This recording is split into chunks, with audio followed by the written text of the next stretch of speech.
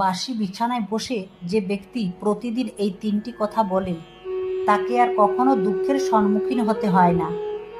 যতই তার পিছনে লোক লাগুক না কেন, সে সমস্ত কাজে সমস্ত সমস্যার একাই জয়ী হয়ে যায়। জানার আগে হে প্রভু, যে ভক্তরা লাইক করে কমেন্টে জয় শ্রীরাম লিখছে তাদের তুমি সব বিপদ থেকে রক্ষা করো আর সব সমস্যায় তাদের পাশে থেকো। নাম্বার 1, সকালে ঘুম থেকে উঠে বিছানায় বসে আপনার পিতার নাম 4 বার, আপনার মায়ের নাম 3 বার এবং আপনার গুরুর নাম 3 বার উচ্চারণ করুন। এতে করে সূর্য, চন্দ্র এবং বৃহস্পতি গ্রহ আপনার উপর খুবই প্রসন্ন থাকবে এবং আপনার জীবনে ও সংসারে সুখ, শান্তি, সমৃদ্ধি, অর্থ এবং মান সম্মান বজায় রাখবে। নাম্বার 2, সকালে ঘুম ভেঙে গেলে উভয় হাতের তালুকে চুম্বন করে আপনার ইষ্টদেবতাকে স্মরণ করুন। প্রতিদিন এটা করলে মা লক্ষ্মী, মা সরস্বতী এবং প্রভু শ্রীকৃষ্ণের আশীর্বাদ বজায় থাকবে।